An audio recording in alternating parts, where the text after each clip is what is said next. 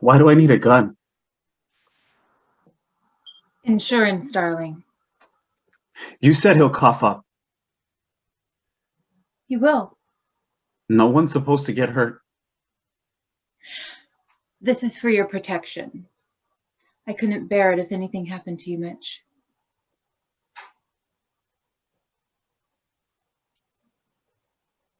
We have each other. Do we really need the money? I grew up in the Dust Bowl, clawed my way out of poverty. I'm not sliding back. Must be tough for you, Ruby. Ditching all this. I'm not ditching it all. I'm taking my cut. Why can't the creep just give you a divorce? Bruno's a fine, upstanding Catholic. Government funds. He deserves what's coming to him. He won't like it, but he'll pay. We've got him over a barrel. He's aiming to stand for mayor against a squeaky clean Beauron. He can't afford any scandal. Easy pickings, then. As long as you stand your ground. What do you mean? He can be quite manipulative. Don't let him get to you. I survived being a POW in Germany. I think I can handle your husband. Here he comes. Swell. Are you sure you won't have a drink, Mr. Blake? No, thanks. This ain't a social call. I'm here on business. Ah, business. As tantalizing a word as any in the English language. However, usually conducted at the office, not in one's home. Personal business. How intriguing. Bruno Fratelli, at your service. Let me tempt you with a fine Sicilian wine. Huh. We'll leave you to it. Miss Harris, would you care to see my roses? Later, my dear. I require Miss Harris for a moment. Well, I thought Mr. Blake wanted to speak to you in private. That's the ticket. A man in my position has no secrets from his secretary. Miss Harris is privy to all my affairs. Really? How many are there? The boss means his business affairs. Oh, what a shame. I was hoping you might spare me the expense of a private detective. How blessed I am. Jealousy is the hallmark of a devoted wife. Devoted to her self-preservation. Goodbye, Mr. Blake. Ignore my husband's mention of Sicilian wine. He has absolutely no connection to the mafia. Even they have standards. Shall we begin? Pen at the ready, Miss Harris. I was kind of expecting a confidential chat, man on man. I'm a Treasury official, a prime target for would-be extortionists, blackmailers, and the like. Of course, I wouldn't dream of accusing such a gentleman as yourself, Mr. Blake, but you must excuse my fastidious paranoia. Proceed. You needn't hesitate. Miss Harris is a whiz at dictation. Fire away, soldier. She's impeccably accurate. Okay, wise guy. Let's play it your way. I'm after a donation. For which particular charity? Returned servicemen. A worthy cause. But unfortunately, I rather favored Mussolini. Listen up, hotshot. I'm collecting for the Swindler Fund.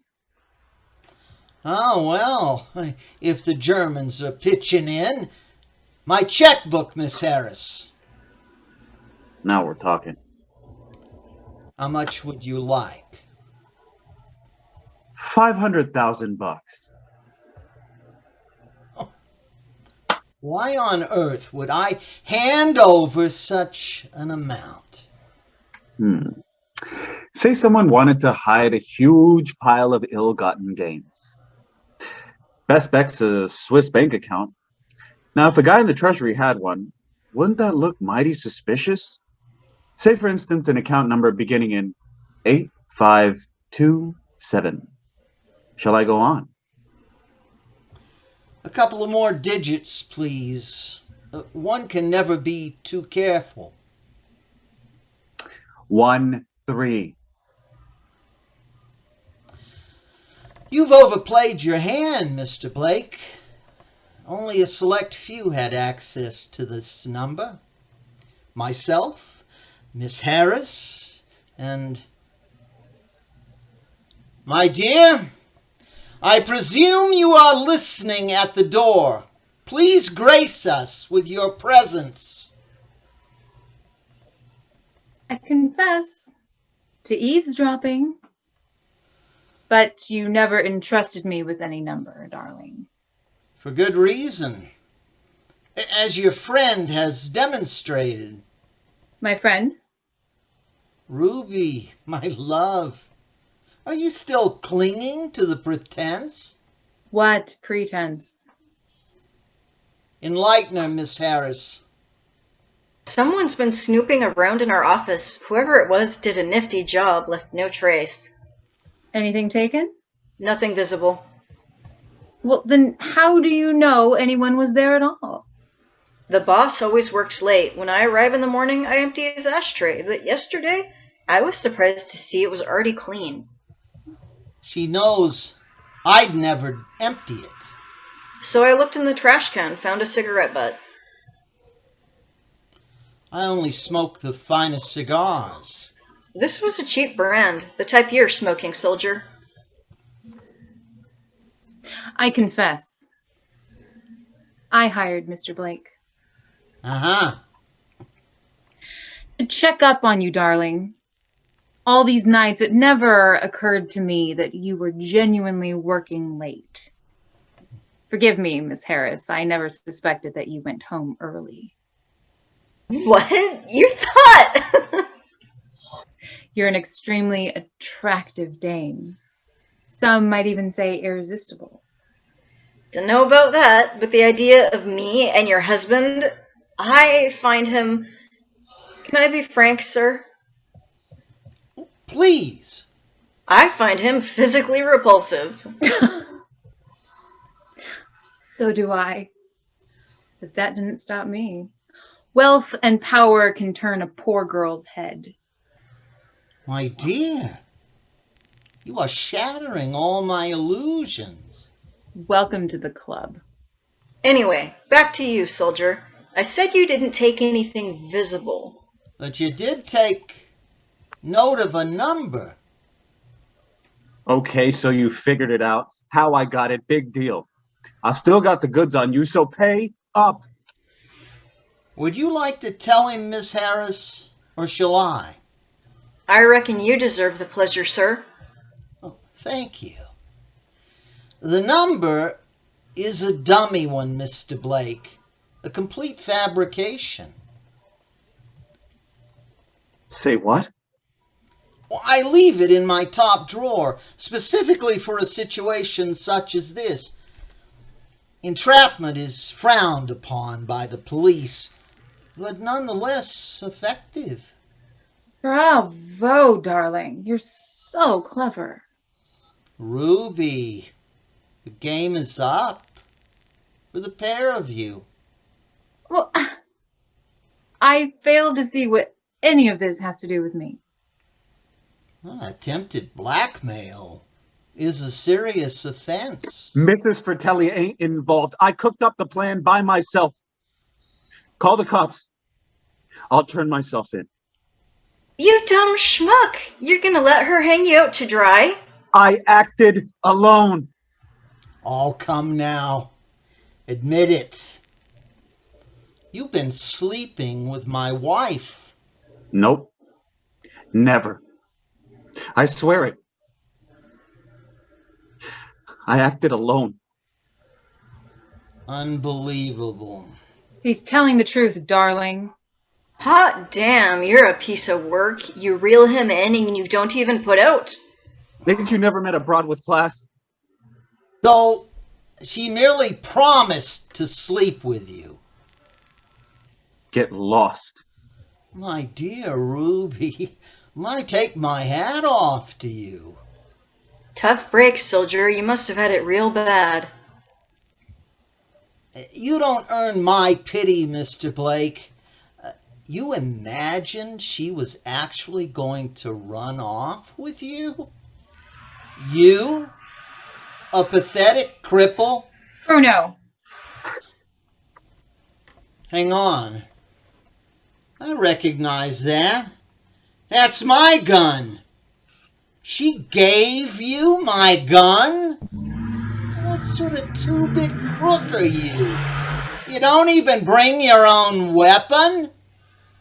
You have to borrow one? From your victim?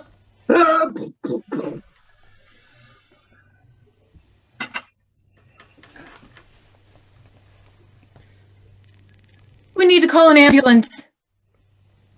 Well, there's no point. I was a nurse during the war. I saw cases like this. There's no hope. Oh my God. No hope for you either, soldier. I know. I'm screwed. Take her down with you. No dice. You poor chump. All right. I'll be your witness. He provoked you. It was practically self-defense. You could be out in 10 to 20. Take care, Mitch. Sheesh. Will you at least tell him you'll wait for him? Don't, Ruby. Don't incriminate yourself. I'll do the waiting. Look, soldier, there's a police station down the road. Go and turn yourself in. It might help. We'll go. Tell him you were played for a sap. I acted alone.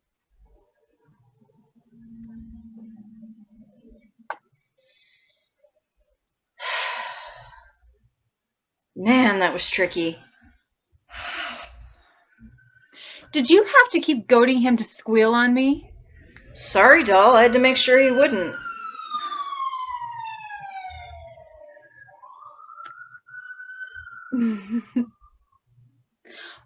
One thing, Coral. You do know the real Swiss bank account number, right? Uh-huh. Well, you gonna share it with me? Why do you need to know it? Insurance, darling.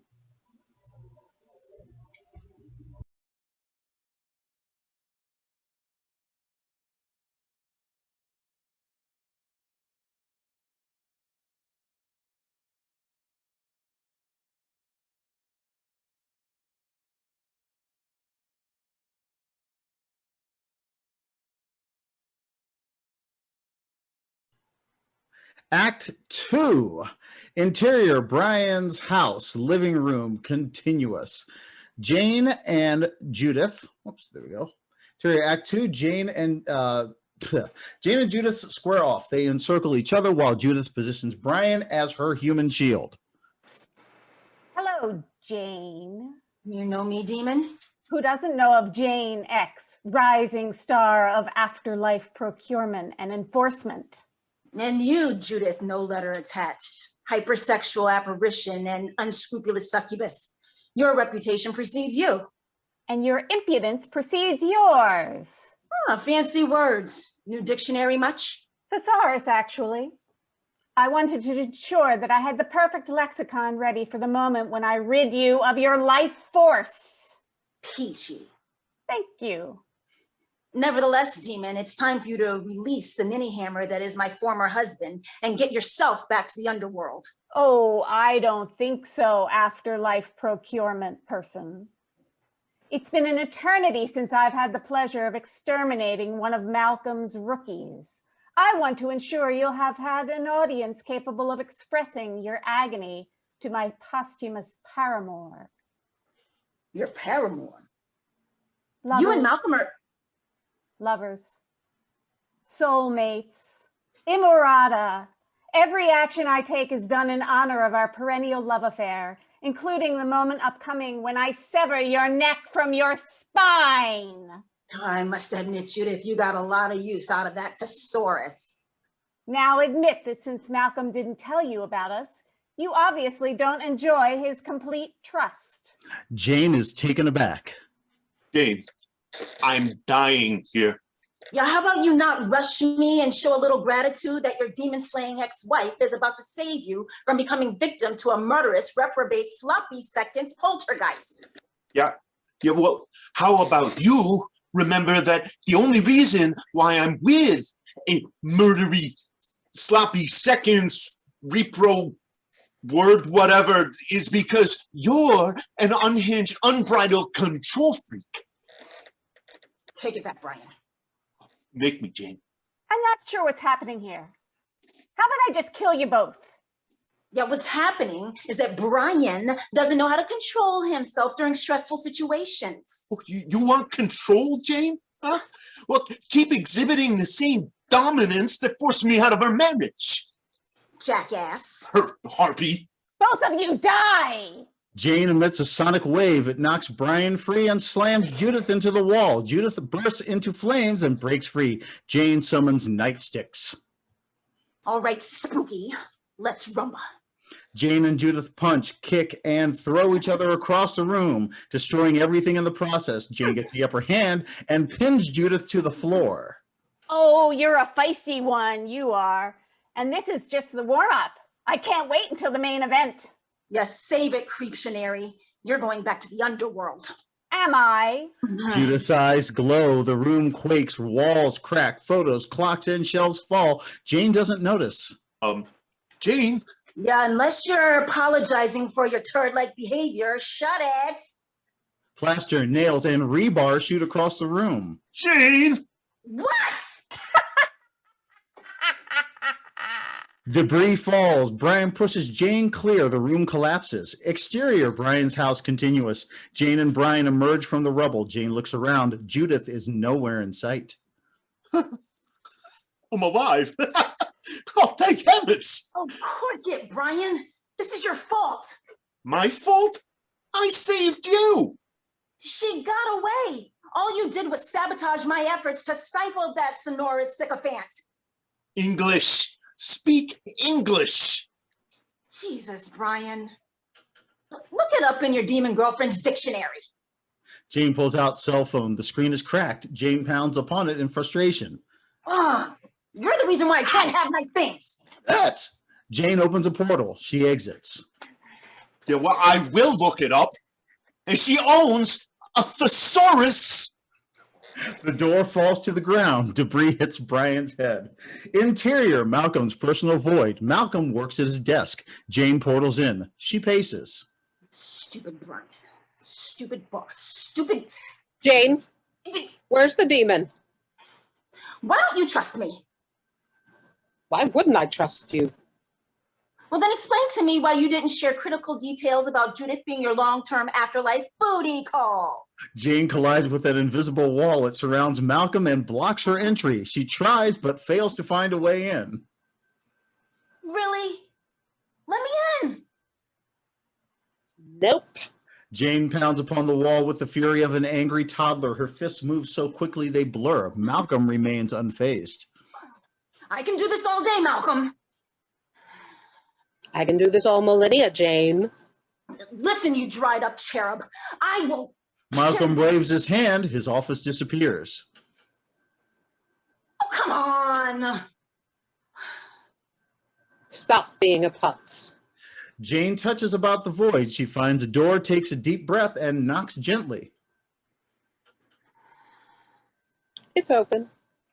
Jane enters, sits in a chair, and glares at Malcolm.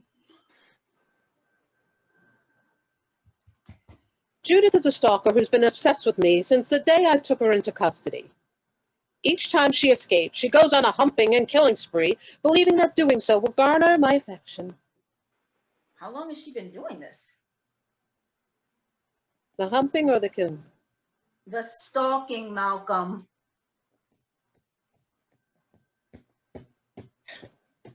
Centuries ago, I processed Judith as a new arrival. She was evil and murdery, but also sad and lonely. I felt bad for her, so I treated her to dinner. Later, after some drinks, we went to my void and... Oh, sweet hell, you boned her. We had sexual relations, yes. Well, you at least contacted her afterwards to say thanks, right? I never saw her after that night. Jane conjures a cardboard cutout of Malcolm grinning and dressed in a pointy hat labeled with the letters D-U-N-C-E. Who is this supposed to be? Who do you think? Jane pulls out a megaphone. She turns on the speaker. Raise your hand if you did the horizontal mambo with a newly deceased psychopath only to abandon her afterwards and let her stew upon that rejection for all eternity. The cardboard cutout of Malcolm raises his hands and smiles. It was a single indiscretion over an otherwise unblemished career. Remove that caricature of me. Fine. Jane replaces the cutout with one of Malcolm cheekily posing in chinos and wearing a t-shirt labeled Village Idiot. For goodness sake, I didn't contact the woman because she severed my spine whilst I was in the middle of pleasuring her nether regions. And after she severed your spine, did you two keep having sex? Of course. Jane changes the t-shirt to Idiot Seeking Village. You can't blame one person forever because of a singular mistake. Well, Judith does. Fair enough. But you're not as mad at me for my actions as you are at yourself for not putting her down. Hey, I was ready for that demon. Oh, if that were the case, you'd be handing me a mason jar full of Judith, wouldn't you? Oh, that's not fair. I got blindsided today because you decided not to tell me the whole truth about Judith. Plus, I had to deal with Brian and, oh, God, And what? she got to me. Woman, I've seen you summon an oversized cartoon mallet out of thin air and use it to beat your ex-husband's SUV down to the size of a first iron steak. What's going on? I love this work, okay? Beating the crap out of evil is practically my raison d'etre. But I can't do my job well if I don't have your complete trust. Jane, I wasn't being honest with you because the situation with Judith is embarrassing. But trust me when I say that I believe in your ability to take her down.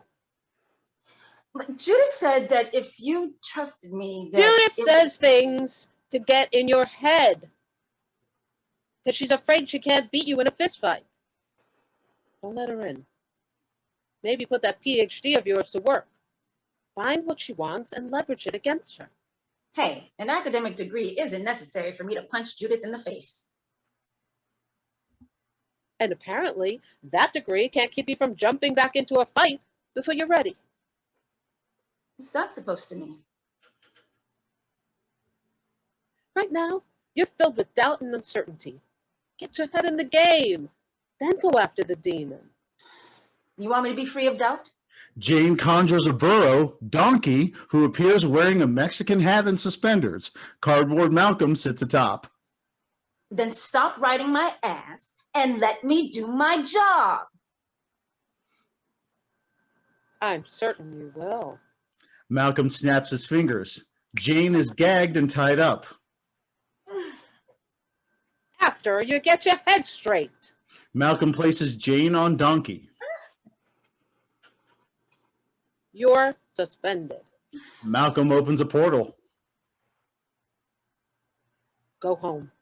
And Donkey, take that jackass with you. Jane pouts as Donkey carries her through the portal. Interior, apartment living room, night. Jane prepares a bowl of popcorn and a giant salad.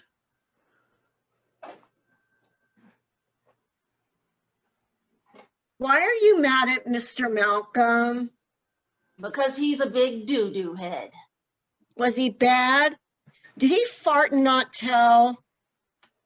Did you fart and not tell? Yes. Good girl. Mommy, are you sure you don't want me to keep you company? Oh, no, sweetie. Go to Grandma's and have fun. I already have guests. Jane kisses Gertrude and opens a portal. Okay, bye, Mommy. Gertrude exits through the portal. Keep your pants on. Jane walks over to the couch and joins her guest, Donkey. She places the bowl of greens in front of him. And seriously, keep your pants on. I just cleaned that couch. The doorbell rings. Jane gets up and heads to the door. Fine, we'll watch Shrek. Again. What's the matter with you? Boom! A gigantic explosion throws Jane across the room. She staggers to recover. Judith emerges from the destruction. Hello, Jane. Judith.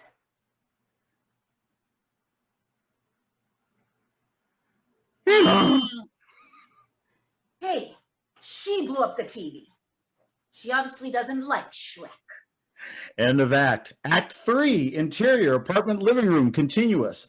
Judith sashays into the apartment. Jane readies herself. Surprised to see me, Jane? I'll be surprised if I ever get my security deposit back. Witch. Demon.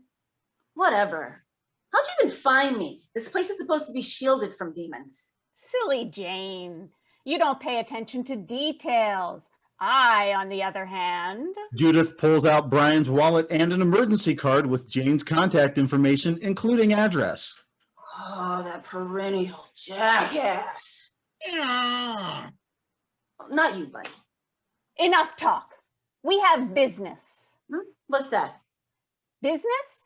It's a matter or an issue of importance for resolution. Cripes, Judith, we get it. You own a thesaurus. Now use the synonyms you found therein to describe, explicate, and or explain why you are here. You're going to take me to Malcolm. Not a chance. He and I are destined to be together. You're destined to be disappointed. Excuse me? Yeah, Malcolm told me about your creepy little one-night stand. You need to get over it. I want my Emirata. Does baby want her waba too? Listen, procurement person. You need to check yourself, convict. My game, my rules. Judith zooms across the room. She pins Jane against the wall. My game now, Jane. Yeah, check the scorecard, precious. The game is still 1-0 my favor. You'll feel differently as I peel your skin back, layer by layer, each agonizing tear, bringing you closer to your end. Judith lifts Jane by the neck and dangles her in the air. Now, take me to Malcolm. Give me passage to his void, and upon arrival, we'll give him the pleasure of watching you die. Hey, Judith. Yes, Jane. There's a portal forming right beneath your feet. Judith looks down, sees the portal, and... What? Chicken butt. Whoosh! Judith falls in. Jane opens another portal at the top of the ceiling. Judith exits straight towards... Donkey! Wham! Donkey kicks Judith across the room. Jane opens another portal on the ceiling, uppercuts Judith, and launches Judith in and out of the portals into Donkey's path. Donkey kicks, Jane uppercuts. Judith is launched into another portal. Oof. Ow! Eee! And again. Wow, Judith, you can really take a pounding. And again. Arg! Oof! Ow! I've never seen Donkey so excited delivering that many kicks to the face. You really pepped him up. Way to go, Judith. Ow! Stop it! Ow! Yeah, give up. Give up. Ever. Alrighty. Jane pulls out a mason jar. This one's for old Pappy. Jane prepares to deliver the knockout blow. Phil, 60s, scraggly old man speaking in a combination of all the world's accents, enters. Jane! Jane! Judith falls to the ground. All portals close. Get out of here, Phil. You boom my building. Yeah, I didn't boom your building. Judith boom your building. Is that Timon? Yes. Is she still on the lease? Why would she be on the lease? She's not a tenant. She's not even supposed to be corporeal.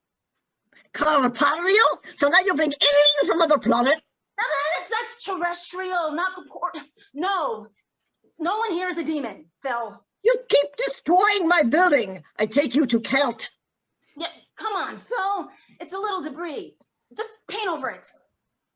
You say that last time when ex-husband visit.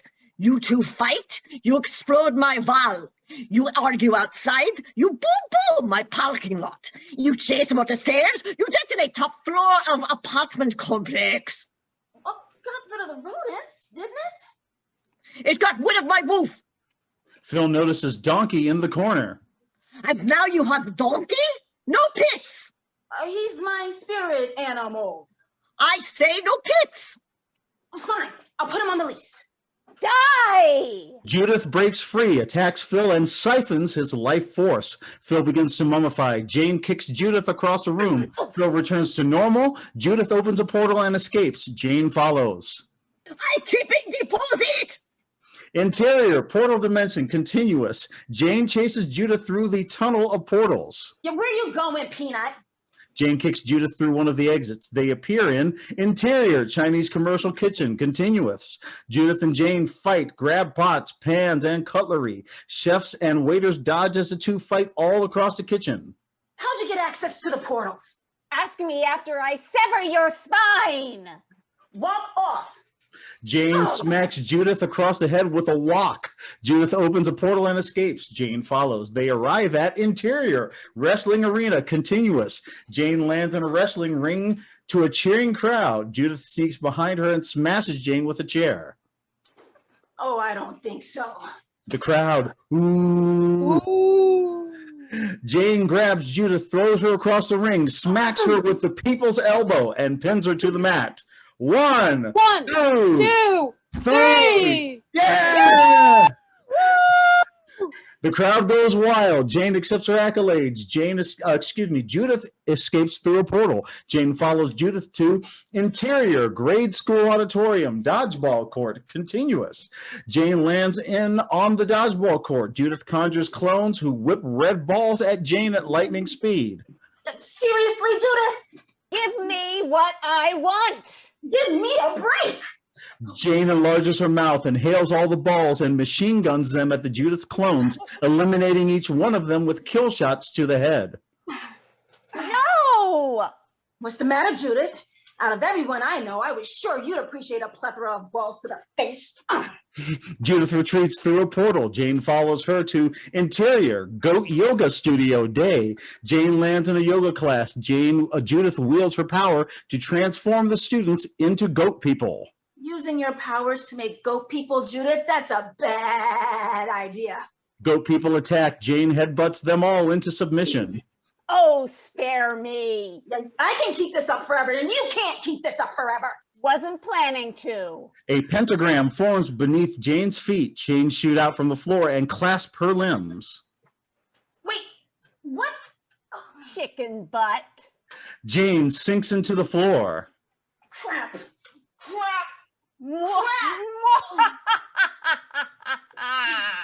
Jane is pulled into the portal. Interior, Judith void, continuous. Jane arrives in a dark, stormy void. Judith approaches. Welcome to my void, Jane. You're a demon. Demons aren't supposed to have voids. True. And you're a human. Humans aren't supposed to have powers. Also true. You lured me here. That's right. Big mistake. For you. 6 geriatric Meemaws sporting biker gear, chains, and brass knuckles appear. They bulk, intimidate, and antagonize. You wanted to know how I got access to the portals? This is how. My ladies. They always have my back. So what, Judith? You're going to use this collection of geriatric blood cots and crypts, conscripted straight out of Compton, assisted living to escape? Oh no, Jane. I've got something else in mind. The Meemaws transform to bloodthirsty demons. Oh, They surround Jane. well, no need to rush, creepies. I've got all the time in the world to hand out ass whoopings to all y'all. The Meemaws attack. Jane tries to dodge, but she's slower than usual and weighed down by chains. Jane gets kicked in the gut and crashes into the wall. Jane checks. She's bleeding. What the hell? Jane is hit again. She tumbles across a void. Jane stands and staggers, dumbfounded. Powers are gone. My void, my rules. The demons advance. Maybe I'm gonna hand out a few fewer ass whoopings today than I thought.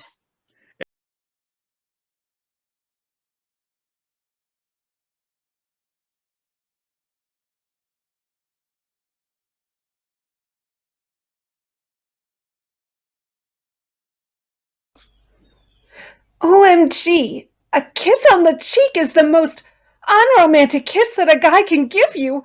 Oh no. It definitely means that you're in the Megan grabs her chest. friend zone. Megan looks away from the phone, visibly upset. All right, come on, Megs. This isn't going to be a kiss on the cheek. This time, it's going to be on the lips. That's if he shows up. Well, he better show up. I've always shown up for him. But then my asking for a real kiss for my birthday gift might scare him away. Oh, stupid, stupid, stupid Megs. Why did I ask for that? Of all the things. Jewelry, flowers, shoes. No, I asked for a kiss. Oh, well, you asked because you wanted it more than anything. I do. I really do. OMG. What if I suck at kissing? Okay, practice, practice. If he does show up and he does give me the kiss, then it has to be so good that he wants another and another and... What have I done? Megan looks at her phone again and makes a fist with her other hand. Okay, so my lips need to go here? She moves her lips to her hand, mimicking what she sees on the phone. Wait, close my eyes? Well, how am I going to find his lips with my eyes closed, much less see this diagram to know if I'm doing it right? Stupid kissing app. Place your top lip. She experiments with different positions and suddenly freezes when a knock at the door is heard. Okay, come on, Megs. It's just 2 lips. How hard can it be? Megan opens the door and hugs Eddie. Eddie! It's you! You're really here! Of course. You didn't think I'd miss your birthday, did you? Why, I didn't know. How could you not know? Have I missed it since we met? Well, no, but it's only been a year, so... And besides, I never asked you for a gift like this. Jeez. Can I get in the door before you mention the gift? Sorry. Get in here. I don't know where my manners are. Eddie enters and looks around the motel room. This place brings back a few memories. The place we first met. Can you believe this very same room was available this year? Must be the universe. Must be something.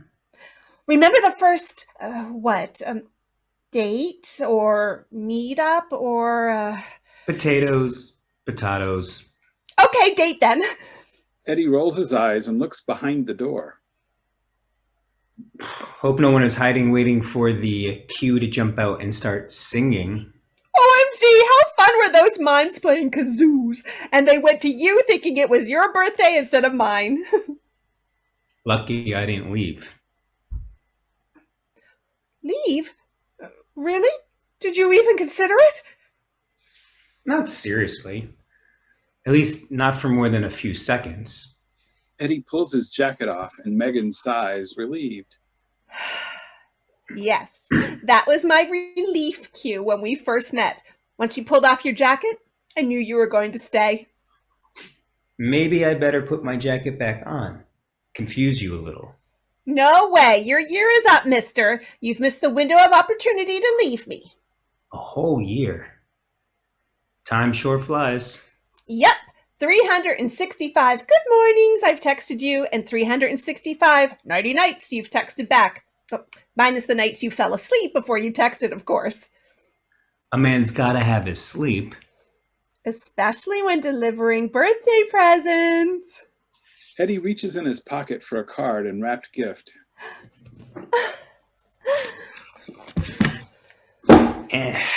Yeah, these cards full of sap sure get heavy. OMG, my sappy birthday card! And a present.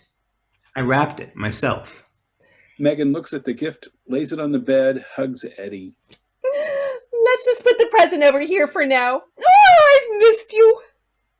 Not possible. You talk to me every day. But I don't hug you every day. You had one hug, you had them all. They don't change, you know. I'd never want them to change. They're perfect, just like you. Okay, enough of this. Oh, just let me hold you a minute longer. It's my birthday. All the more reason you should open your card. I'm letting you go now, but only because I can't wait for my big present. About that. You haven't changed your mind, have you? I'm here. Just don't want you to get your hopes up that it's going to be something it isn't. An awkward silence. I think I'll read the card now. Megan sits on the edge of the bed and taps the bed for Eddie to sit beside her. Eddie sits in a chair by the sofa instead. I won't bite you now, unless you want me to. Yeah. No, I'm good right here. Megan opens the card and begins to read. Megan laughs. Megan hugs the card. Eddie rolls his eyes. You are so mean to me. But then, you quoted the first text I sent you. You're so complicated. Who? Me? You're crying. Was it something I said? It's everything you said. Oh, I just love this card. I even wrote on the back, you know. Megan hurriedly flips the card over. Tears continue to stream down her cheek, and she is noticeably silent. She puts the card back in the envelope and tosses it on the bed. What's wrong? Not sappy enough? It was fine. Just fine. Thank you. Megan picks the card back up and is shaking it nervously while appearing annoyed. But... I said it was nice. It made me laugh and cry, and I said it was just fine. Okay. You want to open your gift now? I wrapped it myself. Yeah, wrapped it yourself. Yeah, I got that part. Okay. What was that about? You got me a card. And a gift? I wrapped myself. I wouldn't care if you brought it half wrapped in newspaper. You know I don't care about stuff like that. Well, maybe I do. Maybe I wanted to get you something and wrap it nice because I care and wanted you to have it. You spelled love L-U-V, but all love is L-U-V to you, I guess. Damn it, Eddie! I love you so much. I know you do. And you love me so much that you won't even sit within 50 feet of me. Come on. Stop. You're being ridiculous. Why did you have to spell it that way? What the hell difference does spelling make? It makes every difference because I want L-O-V-E spelling from you, and you, after 365 freaking days, just L-U-V me. We just try and do this birthday thing. You are this birthday thing. Don't you get it? I get it, and I'm here. You asked for one gift this year, and I showed up. I need more from you, Eddie, than just showing up. It'd be hard to give you the gift you asked for if I didn't. Sure, make a joke out of everything like you always do. I'm not joking or trying to be funny. Showing up should count for something. I wanted it to count for something, to mean as much to you as it does to me. How do you know it doesn't? Fuck! I know it doesn't, because every week when we meet, you hug me and kiss me, but the kiss doesn't mean anything to you. You'd be just as happy, or maybe even happier, if you didn't have to kiss me each week. I don't have to do anything, and if I didn't want to, I wouldn't. You should know me well enough to know that by now. Then why am I not your girlfriend? Why did you ever kiss me except goodbye? You know the longest kiss we've had was the first night we met? Why is that? Did I do it wrong? I was nervous as hell. You should at least give me a second chance. Megan falls on the bed crying. Fuck this. Nothing I do is good enough. Eddie starts to leave, but turns and walks back to the bed. Megs, come on. I'm sorry. Yeah, I'm sorry too. Sorry I ever... Ever what? Loved me? Just not how I imagined it, I guess. This whole year, every single day, I've thought of you and waited for time for lunch because it meant I got to text with you. I've enlarged photos of you just for a glimpse of a chest hair. You can't imagine how many times I've wanted to kiss your neck after our hug, but wouldn't because I was afraid you'd reject me. Jesus. Silly woman. It's not silly, and I'm not silly. Maybe I'm stupid, but I'm not silly. Do you know how many orgasms I've had looking at your pics or imagining you in my mind? Eddie rolls his eyes. Of course you don't, because you turn off telepathy every fucking time I've tried to send you one. I'd rather you bash my brains out than for me to just say one more time, "It was so good to see you today," and you to say nothing back. That shit hurts. It hurts like hell. Would it be so hard to say, "It's great to see you too"? Megs, I shouldn't have to tell you. You already know. And when was the part tonight coming where you tell me, "I'm sorry, Megs, I can't give you the present you asked for, but I got you some great nail stickers," as you call them. Nifty. That part wasn't coming. They were all out of nail stickers. Megan laughs. Megs, look, I think the gift you asked me for is ridiculous. I really do. But it's what you said you wanted. Maybe you don't know. Of course I want it. Are you crazy? Maybe we both are. Just in different ways. So you're telling me the birthday gift I asked you for is ridiculous, but you're willing to go through with it anyway? Yeah. Oh my god, I can't believe this is happening. I've waited so long for this. Oh, I probably look a mess. You look fine. Pretty even? Sure. You never called me pretty before. You never asked. So this is really happening. Oh my god! Like right here, right now. How does this work? Do I put the sappiest song on? Like, "All of Me," or "I Can't Help Falling in Love," or Trust me, we do not need any of that. Okay. So do I come to you, or you come to me, or... Eddie lays down beside her. Megan closes her eyes and takes a deep sniff and smiles. Yep, I'm COVID-free. What? Well, you always smell so good, and so every week when I see you, if I can smell you, then I know I don't have COVID. Eddie laughs.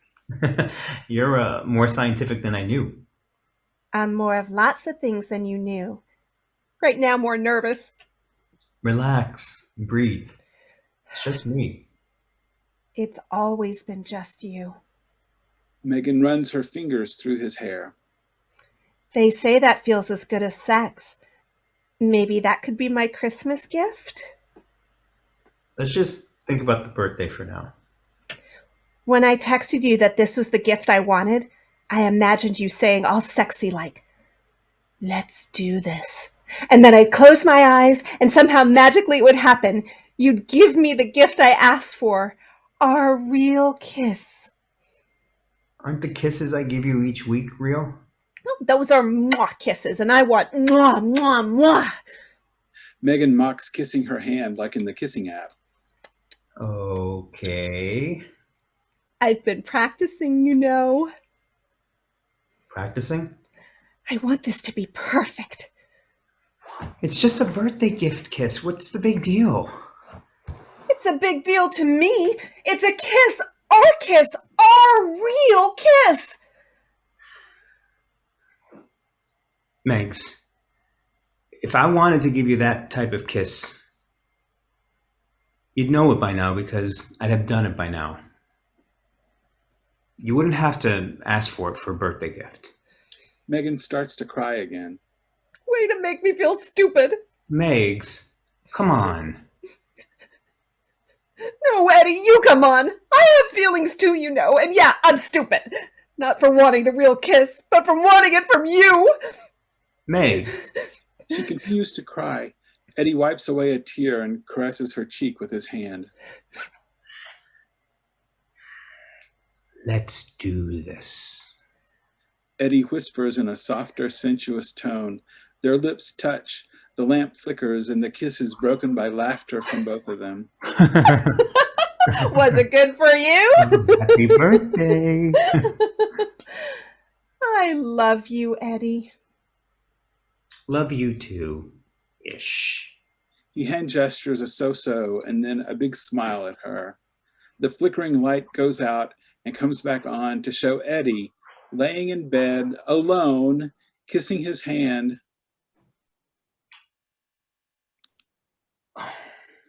Oh, you're not Megs. Megs? He continues to look around. He rubs his eyes. He looks under the cover and to the other side of the bed. That was a heck of a dream. Sure. Wake me up when it's starting to get good. Crazy. Like I'd wrap a present myself. Eddie rolls his eyes and shakes his head. Dreams. Eddie rolls his eyes, turns over, and goes back to sleep. The end.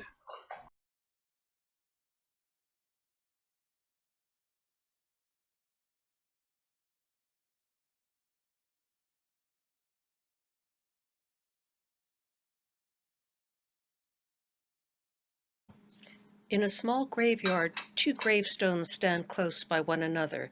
There are a half-dozen empty beer cans that litter the ground beneath these stones. A Marine, dressed in the standard camouflage sand-colored pants, shirt, and boots, sits on a beach chair to the side of the gravestones. He appears to be listening to music through his stereo headphones as he sips from a can of beer.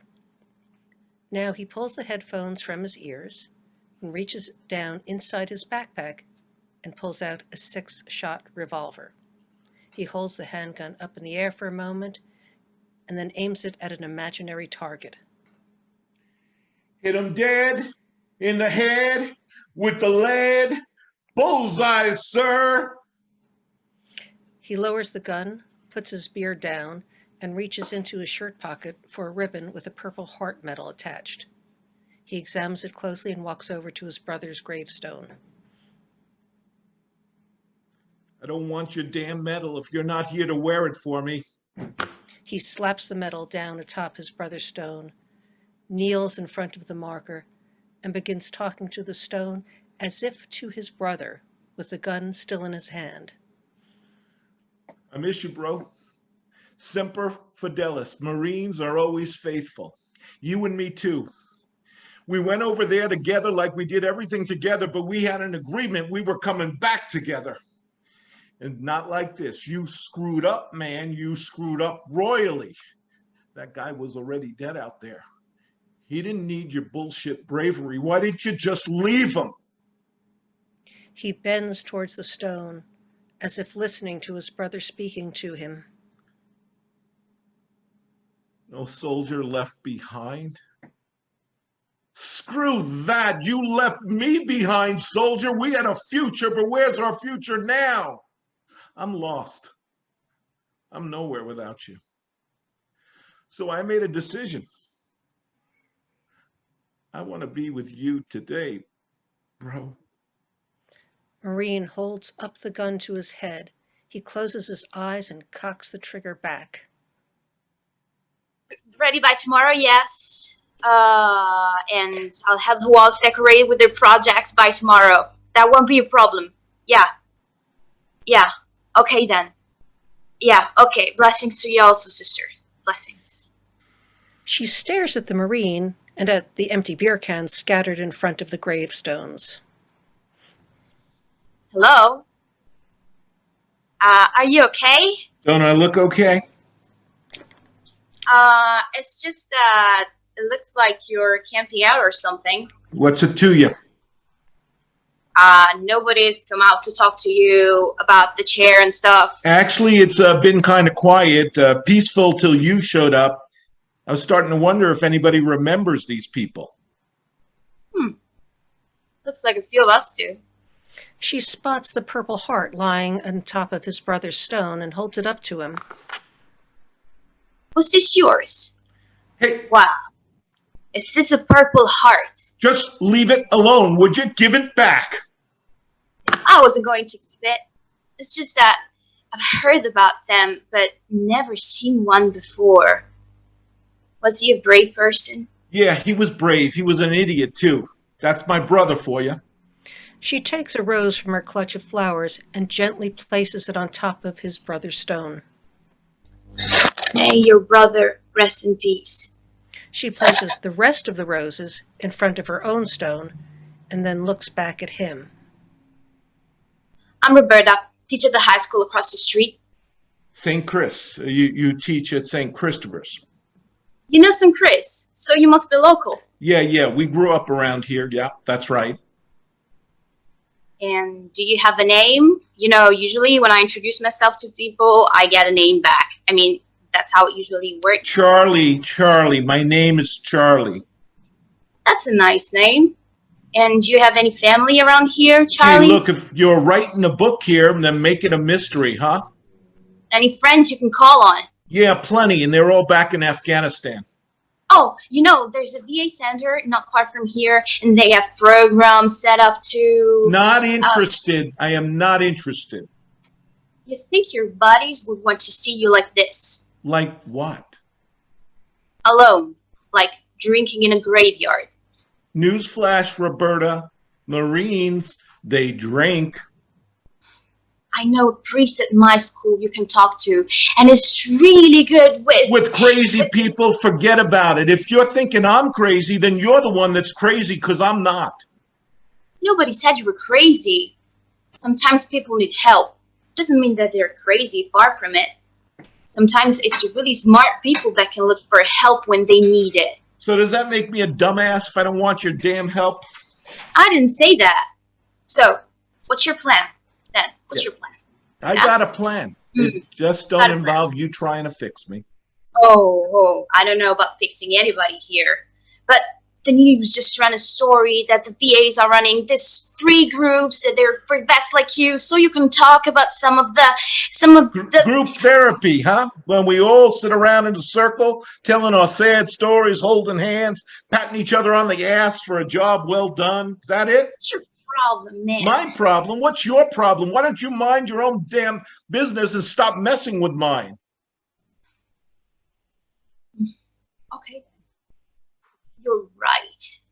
I'll just get back to my business. She turns away from him and takes a piece of paper from her back pocket and unfolds it. She goes to her gravestone and holds the paper up against it. She whispers something inaudible to the stone. Charlie observes her whispering and becomes curious. You praying for the guy? No, I wasn't a prayer. You Catholics like to pray for the dead. I wasn't praying. Hey, look, don't get your panties in a bunch here, Roberta. I asked one question about you, what you're doing. You start yelling at me, but you had no problem asking me like a ton of questions about me. Okay, then. Okay, you want to know about me. Then why not ask me something instead of being a jerk? You ain't said not one word about this guy you came to see. Was a priest. Got phys ed at my school. Yeah, and you had feelings for him, I guess, huh? Yes, I did.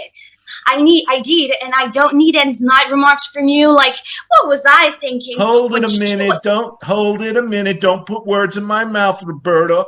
All I was going to say here is that religion screws things up, right? Priests can't date, but they want to date. And then if they do date, then they have to hide it. So where does that leave you, huh? Eden, I guess. Thank you For what? for understanding. You know, it helps when people understand. I thought you understood me better than anyone. Do you think they know we're here, like talking about them? What kind of question is that, man? I think they're watching us, listening to us. Maybe they wanted us to meet. And why would that be? Because maybe we both needed someone to understand us today. And you're a good person, Charlie. Anyone can see that. I hope you see that. Why are you telling me this? Sometimes people don't see things clearly when they're sad. You know what I see? I see that you're one of those kind of busybodies who's always looking to find something good in the middle of something bad. And you know what? I think that's bullshit. You know what I think? I think that you don't know anything about me. What's to know? You're a Catholic school teacher, grew up in the neighborhood, and now you probably teach at a school that's walking distance from the house you grew up in. Okay. Okay then. Guess right, you guess right. But that still doesn't mean you know me. Oh no. Oh, sure I do. You hang out all day with hormonal, punk-ass teenagers in heat, and I'm sure the pressure that the Penguins put on you to keep these kids from getting into each other's pants, well, that can get awfully tough. I mean, how do you stand all that goddamn pressure, Roberta? You're mocking me. Damn straight. Seriously, man. What kind of life have you ever lived? I'm pregnant. I'm pregnant. With his child. Here. It's my sonogram. It's my sonogram. I wanted to show him what our baby looks like. Some damn priest, huh? It was our first time. The only time we did it. So, what were the chances I'd get pregnant? But then I was 2 months late with my period when I went to him and told him I was scared. Yeah, well, I'm sure he felt just as scared as you were. Oh, he said he didn't believe me. And that made me angry. So I told him I wanted a real relationship and not just a one-night stand. Yeah, well, I'm sure that went over really big with your priest, huh? Thought he loved me. And there was a chance we could try and be a couple. But then he said he was sorry with sex. That it wasn't right. That he'd been unfaithful to his vows. And then he asked me to forgive him for this sin we'd done. Yeah, well, I told you, right? Before religion screws it all up. There you go. I asked him if making love was a sin. That's all it was to him. And he didn't answer me. And it just made me more angry with him, with myself, with God. And I did something I'm not proud of. I tried to force his hand, threatened to tell others at school what we'd done. He did that I am. Because you know, the next day, we passed each other in the hall, and he hands me a note. Putting for a transfer, leaving tomorrow. How cruel was that?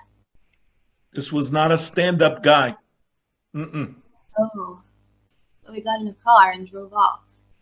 But it didn't get far. Oh no. Truck run a stop sign?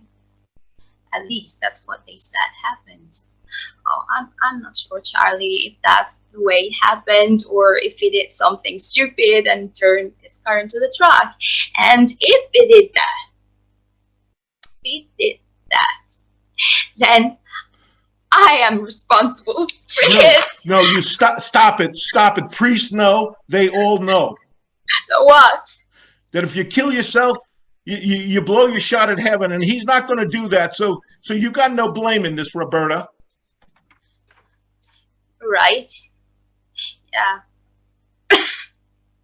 I guess priests do know that. Thank you. For what? For for reminding me. I guess I've been too busy trying to figure out what I'm gonna do for a job when they find out I'm pregnant. They? You mean the nuns at St. Chris? Oh man, that won't be good. Oh, Charlie.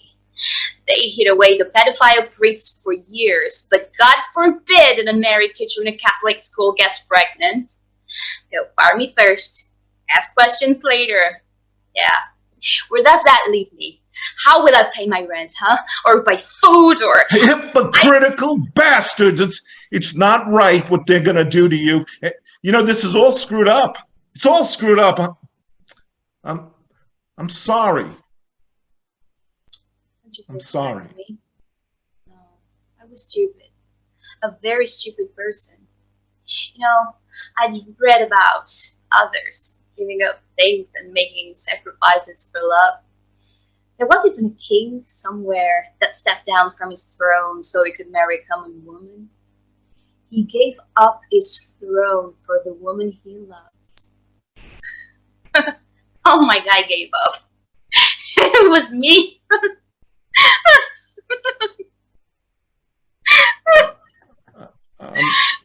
I'm really sorry. I'm really sorry for what happened to you, Roberta. I'm sorry for what happened to you, Charlie. You really loved your brother. I see that. And maybe your brother and my guy, maybe they saw us and know we've hit a rough patch. Please stop talking like that. No, listen to me, please listen. Maybe they thought we should meet and try to help each other. I mean, this is all too weird to be an accident. Didn't you see? Look at the gravestones. Look at the graves, how close they are. Oh no, I'm not crazy. I'm not crazy. This is real and... Real? Real? You're gonna tell me what's real with all your vast worldly experience? Growing up in this town and making it all the way over to St. Chris? I mean, look at you, Roberta.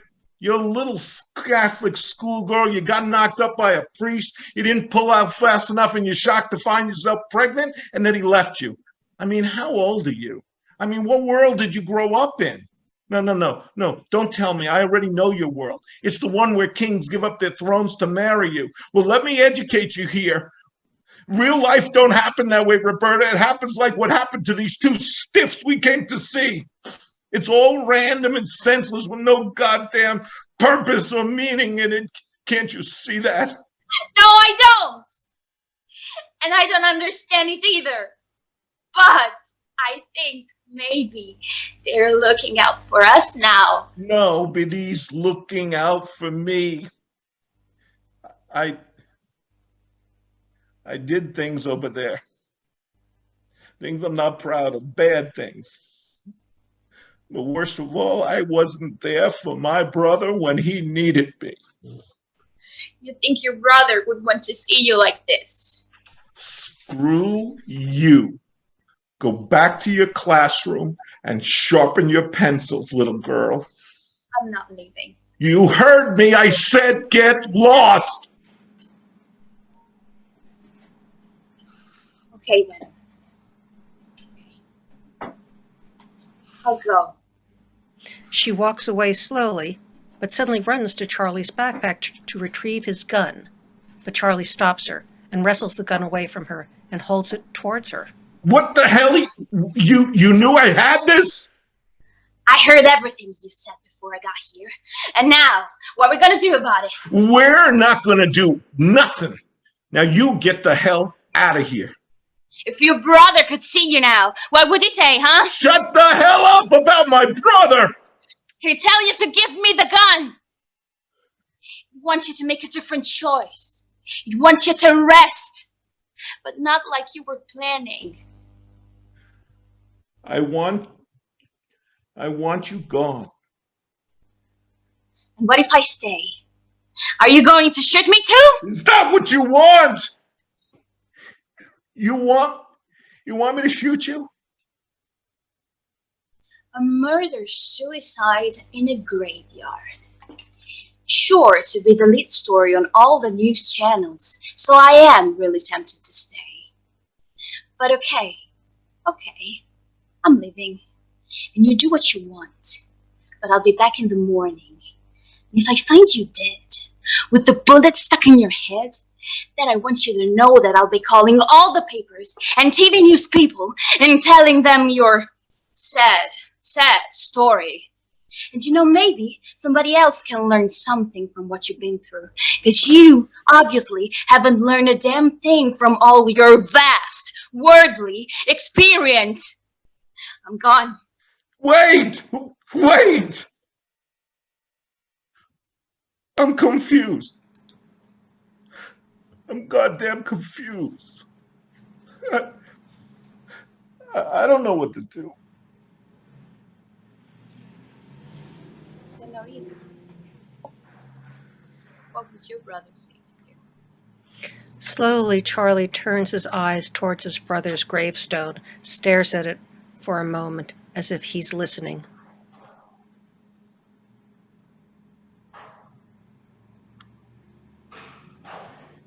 He says I shouldn't let you leave here without me. That's what he said. He's a wise man. Want a minute? Yeah, I do. Can I have the gun?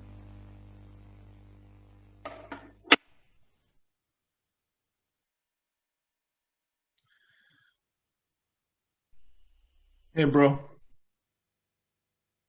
I'm leaving this place now. But I'm never leaving you.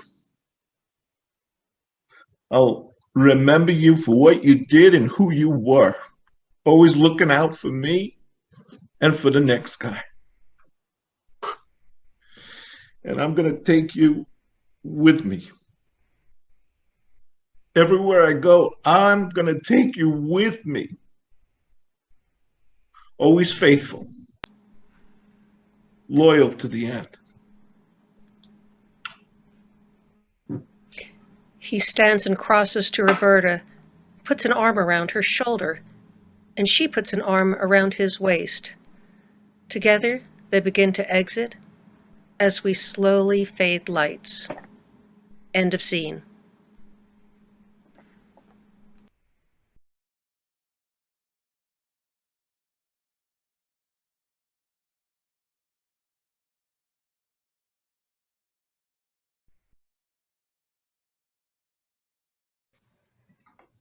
So our first one was played for us by Rex McGregor. Rex, you want to say anything about the performance? I'd just be interested to hear any feedback. Any feedback for Rex?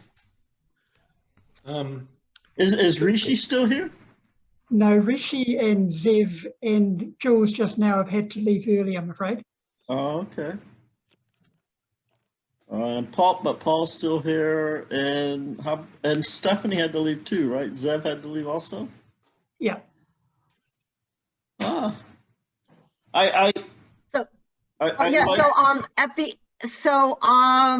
the twist at the end was that the two women were in on it, and the one pretending to be a cop was her strategy was to sound like she's really pushing him to turn her in to make sure that he wouldn't turn her in. Yes. That's an interesting twist. And it didn't. I really like that you chose to do like a kind of film noir-y kind of mystery. We don't see that a lot. So that was really fun. And it didn't seem like the two women fully trusted each other at the end. Mm-mm. No honor among thieves. I actually was wondering about the ending because of only Coral, the character of Coral, had the digits to the Swiss bank account, and if they were in it together, I was wondering why the other woman would kind of leave herself vulnerable like that. I know the closing line is something to the effect of, so you're going to give me the digits now because that's insurance that we're doing this together. But to me, it's like she left herself very vulnerable by letting, you know, why does she have the digits and the wife doesn't have the digits? I know that she's the secretary and close to the boss there, the husband, but she left herself wide open for Coral to take the digits and run to Switzerland, I guess. So Oh, that yes, was yes. that part was a little clunky for me, is what I'm saying. Yeah, I think the idea was that Ruby basically trusts Coral, but Coral has every reason not to trust Ruby. You kind of garbled out at the end there. You want to what you just said? I was just saying that the secretary basically trusts the wife, but the wife doesn't. I mean, the wife does trust the secretary that you know, she believes in the relationship, but the secretary has every reason not to trust the wife at the end. Yeah.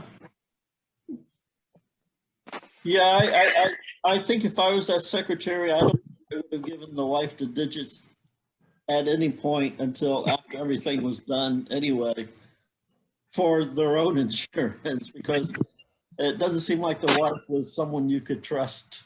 Absolutely. That's the idea of the twist at the end, that who is really being played for the SEP? Right. For SEP. Is it the secretary? Yeah. Was the idea to have everybody do it in black and white? This is there's technical problems.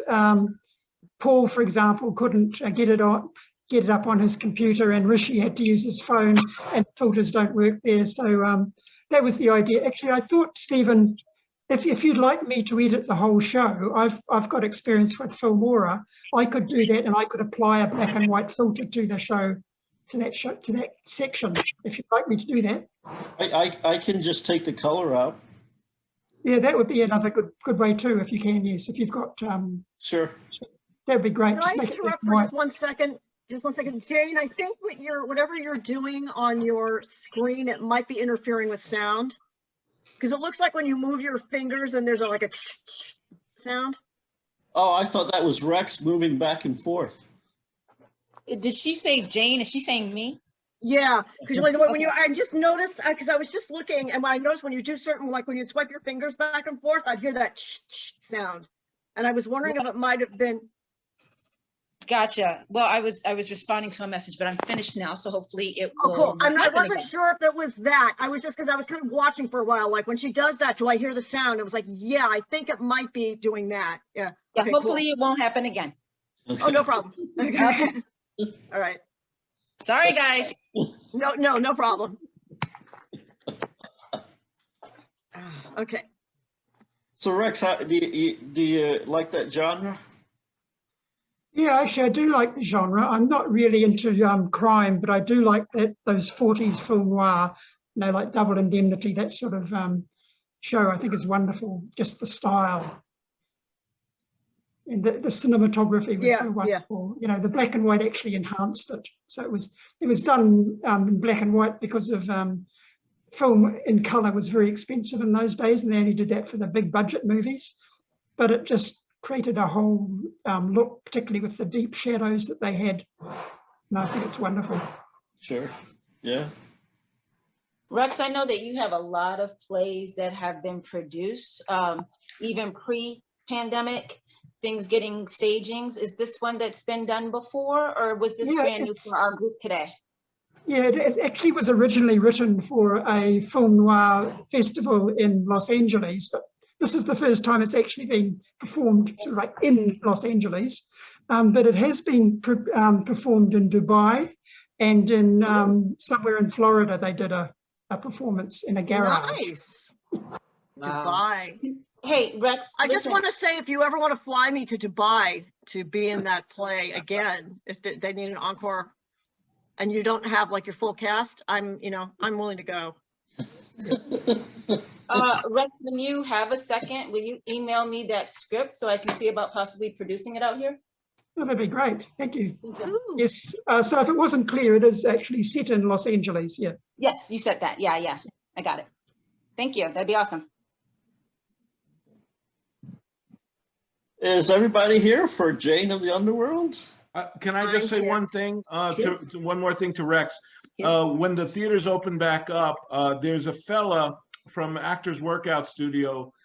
Stephen, you might know his name or recall his name, but he does every year. He does a noir series at the Actors Workout Studio on a yearly basis, and only uses noir type plays. Stephen, do you recall the fella's name? Who that is? I have to go back and look at some email because I remember submitting a play to him. Right. I was just looking through my phone just to see if I could find his name again, but I certainly will eventually find his name, but I don't want to keep looking at my phone while we're talking. But there, Rex, there is a fella out here that specializes in producing a Night of One Acts all noir series that he does. That might have been the guy that I originally wrote this play for many years ago. So if it was, it's been going for quite a few years because that was quite a few years ago. I can't remember the name at the moment. Okay, fair enough. Yeah, what I'd be interested in, though, if I heard you correctly, Rex, you said that it was written as a film piece, yes? Not a stage piece? It was written as a stage piece in a film noir style, but it could be done as a film. So what I would want to do, if you're open to it, is work with you and see if we can adapt it for the screen, because I would want to do it as a short. Awesome. Sure, that'd be great. Thank you, Sean. Absolutely. It definitely seemed like it wouldn't be that difficult to do it as film. Nope, not at all. One of the directions is, I think Paul, when he dies, he dies in a spreading pool of blood. So there are some directions in there that we couldn't do through Zoom. Sure. Yeah. Which is going to be my question there for Jane of the Underworld, because there's certainly a lot of action in there. Yeah. Zoom not the best venue for that, but you guys did a great job. Thank you. That was fun. We hope imaginations will take over where technology fails us. Yes. Yeah. And you need the budget, Keith, for like a Marvel style budget, I think, for all those action scenes. Well, this would be a typical television show budget. So like those are things for, I think, in the olden days, it was between 3 to 7 million an episode. I would imagine that something like this would fit within that same kind of, could fit within that same kind of range. But typically, shows like The Flash and such and the are running at even higher budgets. Keith, would you consider doing that as a feature? I have considered it. I've already rewritten it. First, it started as a half hour, then as an hour, and now I've been considering doing it as a feature. I want to write something else first before I come back to that and go that step. Features are by far the hardest thing for me to write. For some reason, cranking out series are no problem, but features, make my hair stand up. Maybe you could do it as a short. Maybe you could do it as a short. Do the film circuit, do the festival circuit. And get people interested in producing it as a TV show. Mm-hmm. Hey, weren't you thinking of this one that it's an animated? No, this one's a live action. Okay. Yeah. But what you're saying, Ashley, is not is not an oddball question that has been asked a bunch of times, because there are a lot of animation type things that happen. So, for example, when Jane just swallows a bunch of the dodgeballs and then just shoots them back, cartoony style, just guns them right back. Like all that kind of stuff happens throughout the show. Yeah, there's definitely a lot of 3D animation that would be done with this, no doubt. Yeah. Yeah. Yeah, I actually was going to say I thought the script was even without all the action and stuff, like it was really well written. It just kept moving, which was not. I mean, it was so the witty banter, and it wasn't lagging, and it just kind of I felt like the dialogue matched what you're obviously planning to do with physicality and stuff. So I thought it was really well done and really well acted. Cool. Yeah. Yeah. And Bob, that was the best donkey I've ever seen performed. Thank you. You know, from the actor standpoint, to Stephen's mention at the top of this about, you know, not lending itself to Zoom so much because of all that's happening in the fantasy of the world, from the actor standpoint, the imagination that you get to use. Yes. Because particularly when we are doing things for, or at least the kind of stuff that I tend to do for TV, there's no imagination. Everything is really there for you. So getting to use our imaginations with this sort of blended medium right now I mean, when I was done, I was dancing. My boyfriend was like, "Oh, you must be happy because you must have enjoyed yourself because you look really happy." And I was. It's to prick that part of the brain again, like you do in theater. Sure. Was really cool, really, really fun. Well, even the look you had on your face at the very first scene, it was sort of like whatever happened. It must Last time, 2 months ago, right? Yeah. It was like you were still there. You were still in. Wow. Yeah. Yes. Yeah, so much fun. And the cat agrees. So much fun. Thank you, Keith, for giving us such a fun piece to work on. Yeah, that was a lot of fun, Keith. No, thank you guys for working on it. It's fun to see it with actually people who can, you know, do stuff and do the mustache twirling villain and just get fun to over exaggerate a whole bunch of stuff. Like that's the kind of stuff that I love to write. So we'll continue down that path. But you cannot do it next month. Right. Because Sean's got to be doing Real Housewives. Right. Yeah. No, next month I'm going to stand out. I got some other stuff that's going to be, I mean, I'll be here, you know, I'll be here to support, but I won't have a script next month. Okay. I have a new wig for Real Housewives too. You're going to love it. Oh, it's a very Real Housewifey kind of wig. So great. From Atlanta or I think either. She could be like, I mean, that overprivileged lady wig. Yeah, I was thinking that it would be funny if my character had a different wig every episode. Right. You know that she's that kind of diva.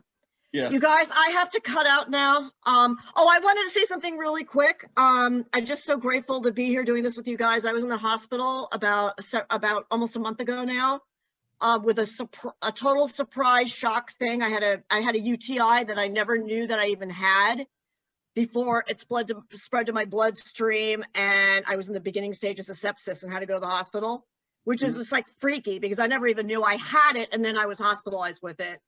And anyway, so it just, and I felt like I was never going to feel better again because I felt so horrible.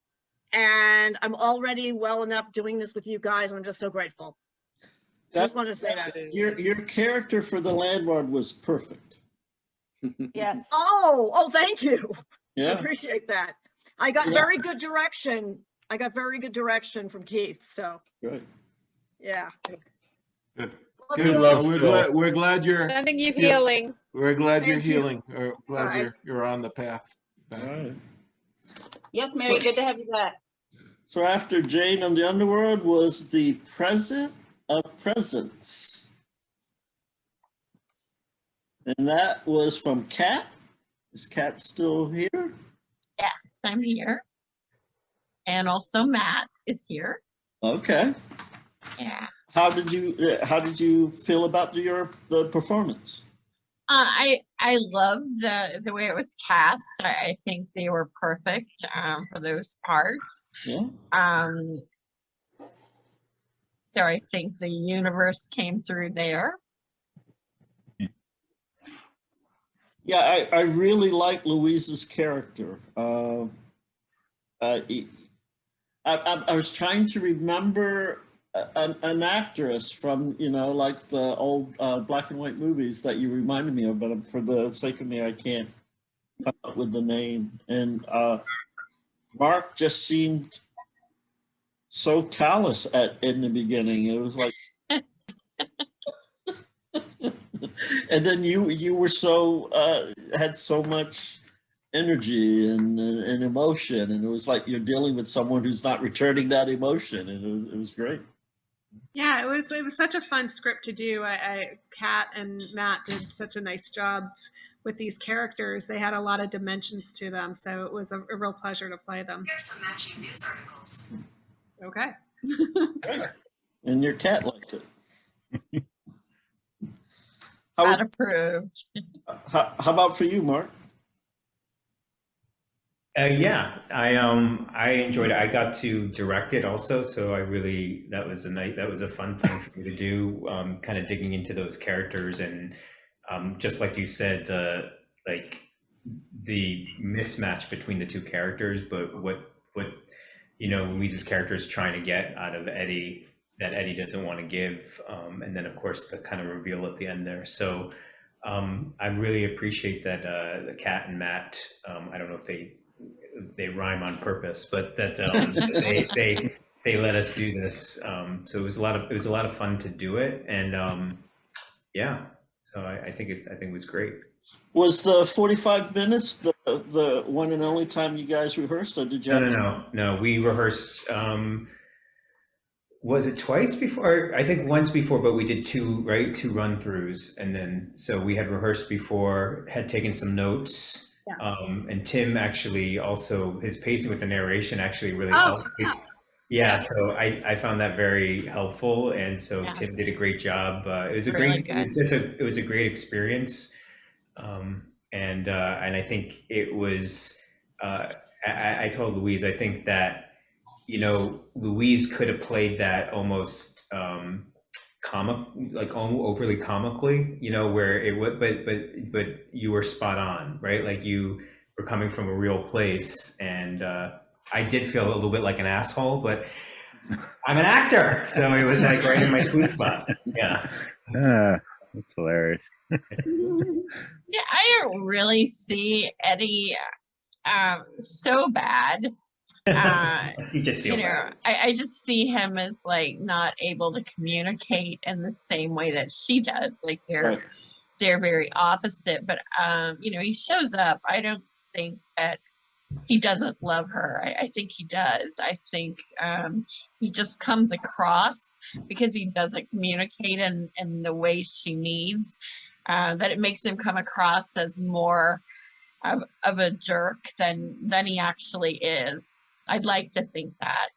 Well, and he's working it out, right? I mean, that's the whole point at the end, right? He has to, because he's a little bit disconnected from what he feels. That's kind of right. So he has to almost be unconscious to kind of work it out to actually get to that point. That's and I think that is sort of his narrative. Yeah. So was he present? Eventually, right? Well, he showed. He showed up, so. And I think you might have just answered my question that I was going to ask, in terms of, in the end we find out he's alone and it's a dream, the twist, and I was going to ask why the need for a dream ending, and then maybe Mark, you just explained it to me that he's working through this relationship, and it's coming out in his dream, subconscious. Is that the connection there? Yeah, I think we were looking for a way to end the play, and that was one of the ideas that we had. It ended a little bit differently in the original version, but we went with the dream in the end. So in the original version, Louise takes out the birthday gift and her character, and then bangs me over the head, and I die from a concussion. So they switched that up. No, I'm just kidding. Louise would never do that. Yeah. Right. Megs loves him. She would never do anything to hurt him. Right. She beat him with the present. when he does wake up, he's kind of looking for her though. So he may be having a dream, but it's a real relationship that he's in. Yeah. Like you said, he's trying to work. He's working it out. Yeah. I'm wondering would you consider maybe he has an action where the audience knows that he's going to contact the woman and say what it is that he needs to say to her. Like even just having Not say it, but kind of imply even just having her call her. Yeah. No way. And just say, I've got something to tell you, or there's something I want to say, and then just cut it. Well, and I don't know because I don't, and Kat, I think, I don't want to, you wrote this with Matt, but so I'm not sure. And I think you said when you introduced it, it was part of a larger, right? Okay. I almost imagined that he would get together and Meg is the complete opposite of what you just saw. That like, she's actually she's not into him. Right, and she's cold. She's like a CEO, right? Some high-powered, right, with mega deals. Who's like, I told you to stop stalking me. Like I almost pictured the complete all in his head. You know, I'm just talking from experience, hypothetically. But yeah, something like that. That's a good idea. That's pretty funny. Yeah. So, Kat and Tim, have you collaborated on other pieces? Oh yeah. So, you know, it's harder, I think, with 10-minute plays maybe to collaborate, but definitely on larger pieces before. But we're trying to do the hotel series, as we're calling our hotel sessions right now. So these are all 10-minute plays that can be performed, you know, standalone, or they could be a collective night of, you know, 10-minute plays based in a hotel. So the characters are not connected. Like the next 10 minutes that we write will not have Megs and Eddie in it. It'll have other characters. So it's just things that happen It would to be take similar place. to like that would be similar to like LA Story and New York Story. But Neil Simon. Yeah, in the movie. And Yeah. So some, you know, are very like funny, and some are, you know, like just like a hotel will have, you know, depending on who's staying there, all the stories. So, yeah, so we're collaborating to do that, and we've collaborated on some other things. That's actually how we met. So we just happen to have rhyming names, but you know, it works. Well, any of those stories you want to test out, this will be a perfect testing ground for that if you'd like. Yeah, we have one we'd like to try out that has 3 characters. So we're moving on up. Sort of. But I mean, I was so happy to have the actors because I think it did give us an idea of what the characters are like, to be heard and to come to life, kind of, more so than just on paper. Because, you know, I think I see it just reading it like a little bit more seriously. Sometimes I see Meg's, like I see the pain that she feels over the things that he says or doesn't say when she needs him to. And, you know, it can come across as comedic because it is on the outside, but, you know, I think it's really more painful and serious from her perspective when he does these things, which maybe you would see more on a stage than, but I love the way that they brought it to life. Good. So. Good. Thanks for bringing it in. Yeah, thank you all for the feedback. It's our last one is Paul Sirachi, Grave Knowledge. And Paul, I got to say, it's your acting. It always brings out the best things in your script. Thank you, buddy. Thank you, Steve. You just have a connection with the character that you write, and so it comes through. Thank you. I really appreciate that. I really do. I haven't done a lot of acting, you know, lately, but I love to sink my teeth into it. I was really trying to cast it, but nobody really stepped up. So I said, okay, I know how to play this guy. Yeah. And I think that like I really felt for both characters because you both were broken and with no it was clear that you both wanted the same thing, but you were so broken you couldn't actually help each other, right? In a way. And so yeah, the only thing for me is when when Roberta gets the gun, I'm going in the back of my no, don't have her go off and kill herself. I don't have her go off and shoot herself. You know, I'm glad that you guys walked off together. All right. Yeah, that wouldn't have been my kind of ending, Stephen. No. And I thought. What was that? I think she froze. Oh. She froze. Sorry. Hopefully, can you hear me now? Yes. Okay, I was saying I really like both your performances. I thought it was a. She froze. We didn't hear it, Louise. Louise, right when you get to the good part, you freeze. Sorry, I'm glad my internet connection went bad now.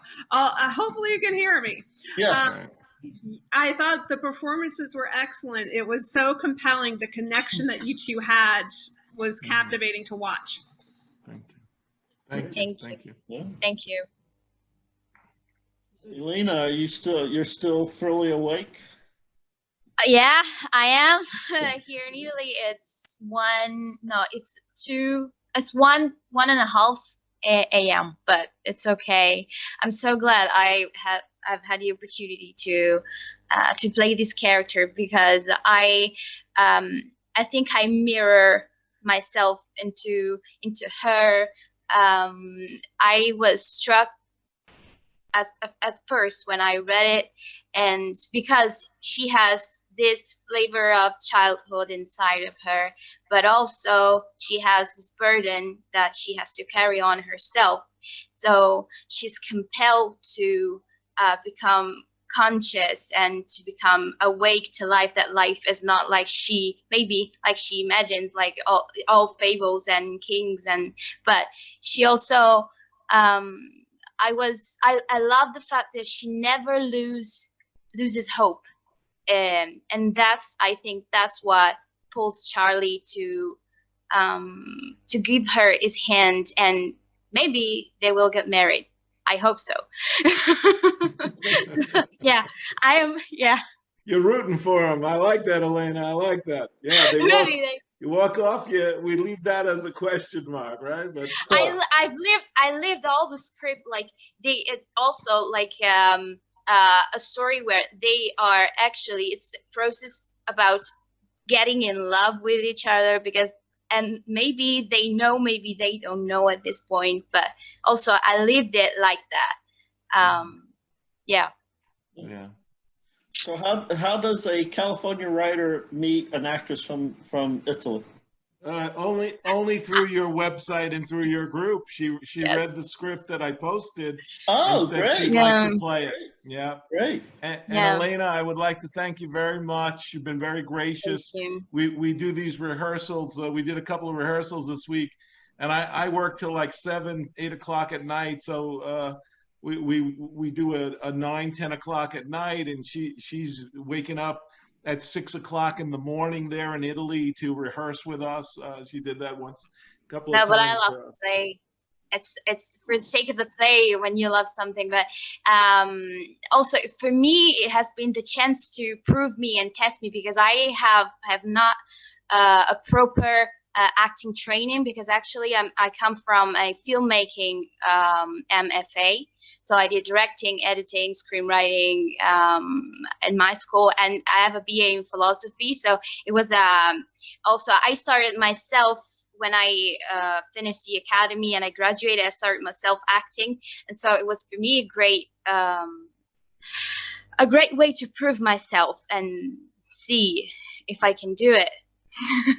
Well, for me, I think every writer should do some acting. It gives you a better sense of can be done, and it gives you a better idea of what an actor might need to see on the page in order to get into that character. I think it's experience. And I'll jump in and say, I noticed that anytime you bring a script into any kind of production, and this was just, this was merely a reading of it, but you do 2 or 3 rehearsals with it, and me as a writer, I'm always taking out some lines, adding some lines, and seeing things that I didn't see before. you actually have the voices there attached to the script. So I'm always in debt to anything that gets your script to the next level where you attach actors to it. Your script's always going to come out better, and this script certainly is better because we brought it to this reading here today. So I'm very happy about that. Yeah, I think that this type of venue is not only good for actors to be able to learn how to get into characters, sometimes quickly, but it's great for writers to be able to hear what they've written, because sometimes we're so knowledgeable about what we've written. We understand it, but maybe we understand it in a completely different way. And you hear someone else, especially if you give it away to somebody, and you have somebody direct it, and you actors acting it, and they interpret it the way that, you know, what they get from the page, and it gives you completely different idea about things. It gives you an idea about pacing and how things are working, and if the dialogue is flowing correctly or not, and something should be changed. I think this should continue to go on, just to give us these opportunities to really test out material. Stephen, I agree. I was just going to ask one question of the group. Were you guys rooting for both characters? Were you rooting for both of the characters? That would have been my question. I felt sympathy for both. Yeah. And I think they were like mutual saviors, saving each other, redeeming each other. I really liked that.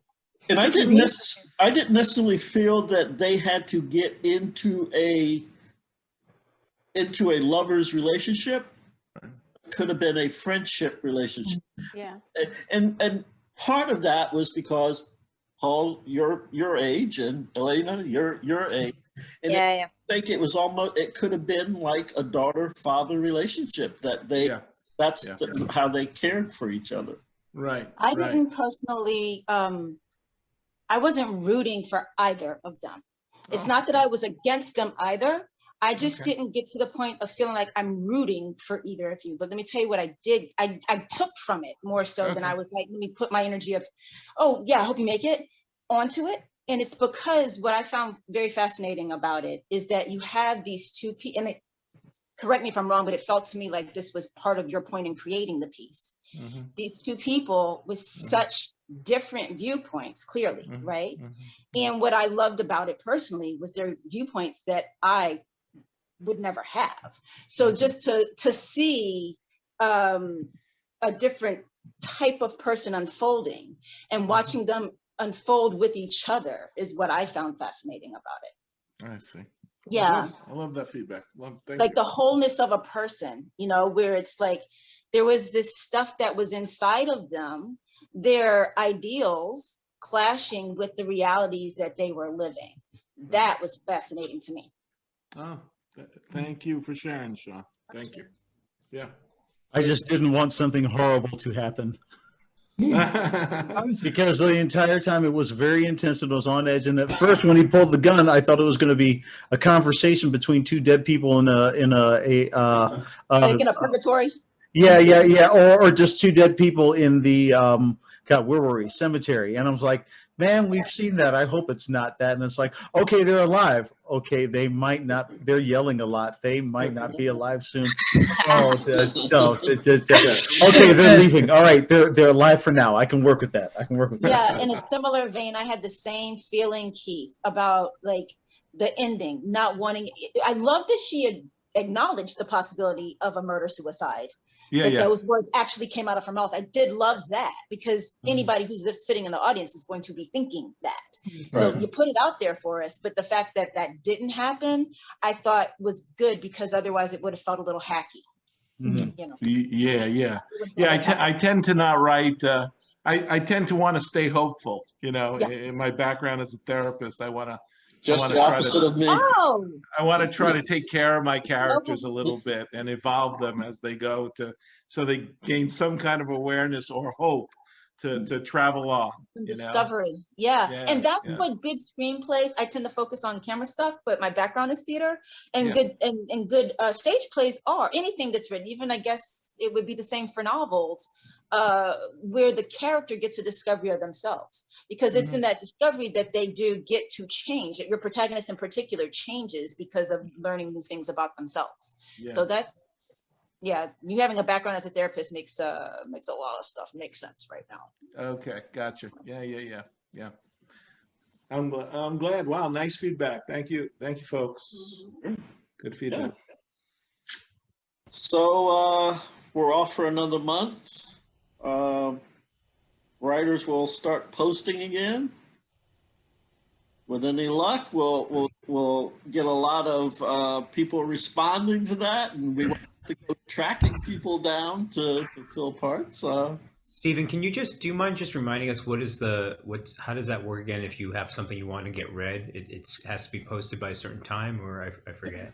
I just ask people to wait until after like the Sunday performance. So if you want to post tonight, you can, or you can wait till tomorrow. I just want you to know that I postponed my script last time, and I'm going to make sure it gets done this. Yeah, for sure. That's one already. And then I guess Craig is going to try and come back with his, because the actors just kind of fell out at the last minute and he couldn't do it. So that's 2. And Jeff has posted already. What's that? Jeff Dunn has posted already. Oh. He does that every Sunday. Okay. So Mark, if you've got something, all you have to do is post the title and the parts that you need filled, and whether or not you need a narrator or a director. Okay. All right. Sounds good. Gotta go. All right. No, I'm just okay. Yeah. Gotta go and post. And everyone needs to be really proactive, because there were some people who wanted to do parts, and they would say, well, let them know I want to do a part. And I would say, no, you have to contact them and let them know you want to do it. And that's right. If someone says, yeah, I want to do it, try and get back to them as soon as possible, because they might get they might get picked by somebody else. Mm-hmm. Just let you know, Jules Hoover and Sean are already taken. You're taken. We will be When is the housewiping next it. reading? What's that? When is the next reading? Whatever the 4th Sunday is, let's find out. Sunday of June. Trying to pull it up, but my thing is really slow. My computer is The 27th of June. Got it. Same time. Okay. Are we going to get you back, Elena? Oh yeah, Okay. sure. Are you do you have any thing that you would want to submit as writing? No, because it's really weird, because I decided I finished my graduate, and I understood that I don't want to be a writer nor a director. I want to be an actress, because I also sing, and so as an actress. Okay. Well, the nice thing about this, it's recorded. I take maybe about a week. I try to get it back within a week, and with credits, so you'll have something to show. Thank you. Awesome. Very good. Well, great. This was my first time presenting and performing, so it was very nice to be a part of a very warm group and a positive group. So I just wanted to say that.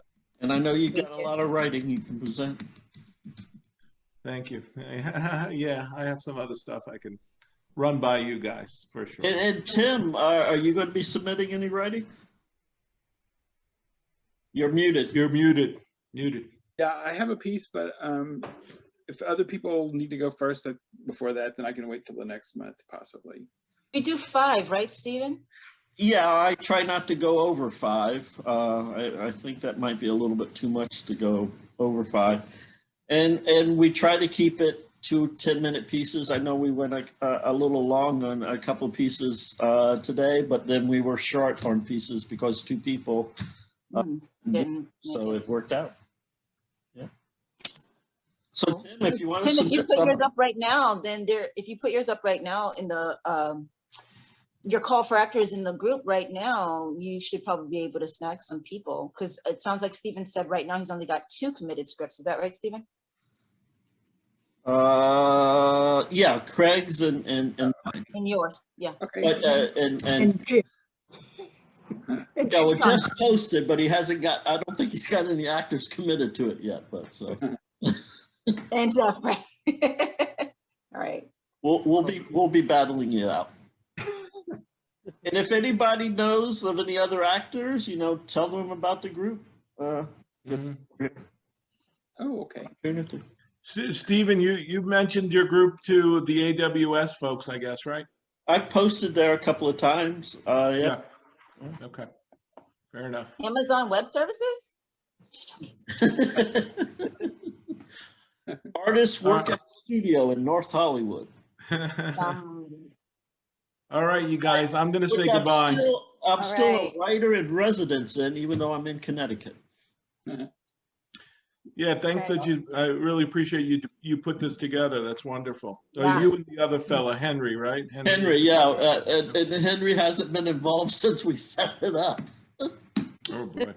Oh, man. But he's been busy acting. Okay. All right, take it easy, everybody. Okay. Well, Elena, you and I will Bye. talk a little bit later tonight or tomorrow. We'll talk some more. Elena. Okay. Okay. Sleep sometime. Yes. Absolutely. Get some rest. Bye to y'all. Bye.